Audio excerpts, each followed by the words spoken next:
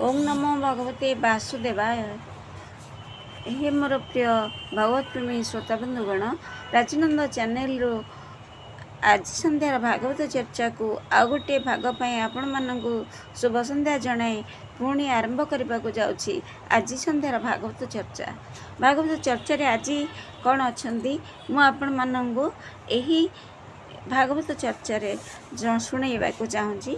आपण मैंने शुणु आपणकर जी थे से सेयार कर शुणातु। आसतु शुणा।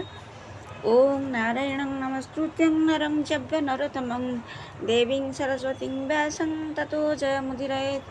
मूकं करोति वाचालं पङ्गुं लङ्घयते गिरिं यत्कृपातमं वन्दे परमानन्दमाधवं।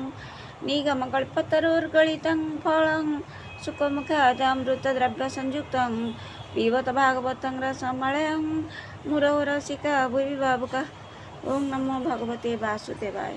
आसतु बंधु यू शुणा जे राजा जजाति निज पत्नी को गोटे छेलीर उदाहरण देउछंदी, कामी छेली विषय किंतु से जे निजर उदाहरण देउछंदी सेटा से जानी नांती।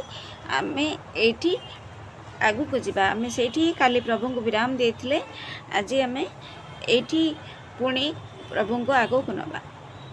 आसंतु सुनबा। एणु एबे मु से भोग वासना परित्याग करी मोर अंतकरण को परमात्मा ठारे समर्पण करदेवी ओ शीत उष्म सुख दुख आदि भाव मनरे पोषण न करी निरहंकार होई वनरे मृग सह विचरण करी।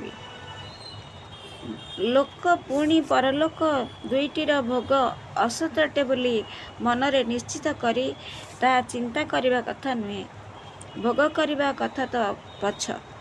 यह बुझीजा दरकार जे तार चिंतन रे ही जन्म मृत्यु रूप संसार प्राप्त होता है। सॉरी एभली यार रहस्य जानी भोग वासना न करुथिबा व्यक्ति ही आत्मज्ञानी अटे। परीक्षित जजाति पत्नी को एपरी कही विगत स्पृह होई पुरुर यौवनता को फेराई ताठारु निज वार्धक्य नहीं नेले। तत्परे से द्रुह को दक्षिण पूर्व दिग, जदु को दक्षिण, तुर्बसु को पश्चिम और अनु को उत्तर दिगर राज्य देदेले। अन्य समस्त धन संपत्ति सह भूमंडल को योग्यतम पात्र पुरु को देई राजसिंहासन रे अभिषिक्त करदेले। अन्य समस्त भाई को तार अधीनस्थ कराई वनगमन कले। जदि तो राजा जजाति बहु वर्ष काल विषय सुख भोग करथिले हेले भी पक्षजात पक्षी शावक बसा छाड़ी उड़ीगला भली से सबु किछि एक क्षण मध्य त्याग करदेले। जजाति सबु प्रकार आसक्ति मुक्त होई वनरे आत्मसाक्षात द्वारा निजर त्रिगुणमय लिंग शरीर को नष्ट करदे अमर परमब्रह्म वासुदेव ठारे मिसाई भागवती गति प्राप्त हो गले। देवजानी यही कथा शुणिलारू बुझीगला जे तांको पति तांको निवृत्ति मार्ग रे जीवाको प्रोत्साहन देउछन्दी, कारण स्त्री पुरुषंक मध्यरे प्रेम जोगु विरहरे विकल हेबाकु पड़े।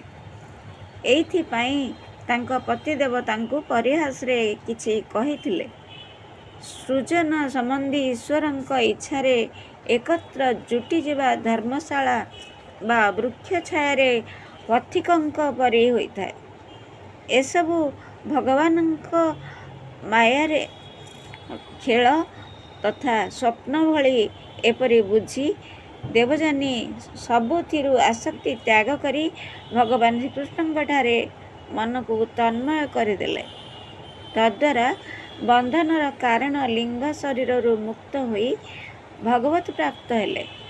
से भगवान को संबोधन करी कहले, हे समस्त जगतर रचयिता सर्वांतर्यामी समस्तंकर आश्रयस्थल सर्वशक्तिमान परम शांत अनंत तत्व भगवान वासुदेव मु आपणଙ୍କୁ नमस्कार करुछि। इति श्रीमद्भागवते महापुराणे पारमहंस्या संहितायां वयसिक्त्या नवमस्कन्धे नाम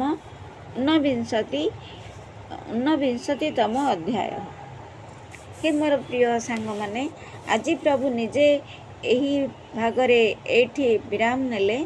नवम स्कंद रे यही भाग 19 अध्याय एठी सरिले।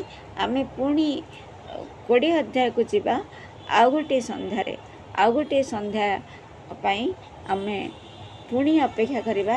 एही शुभ संध्या को आपण माननकु पुणी आमंत्रण करिबे। भगवान को आमंत्रण करी आपण को सुनेबी यही भागवत कथा।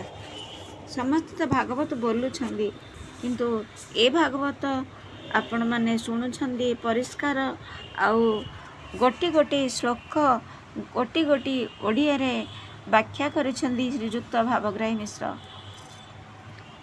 आपण माने शुणुछंदी आउ एथिरे केते बुझी जाउथिबे आपण माने ही जानिथिबे। आज आपण मानंग ठारू भगवानंग ठारू प्रणाम करी क्षमा मागी विदाय नहीं रहुछि आज पई। नमस्कार। जय जगन्नाथ, जय जगन्नाथ, जय जगन्नाथ।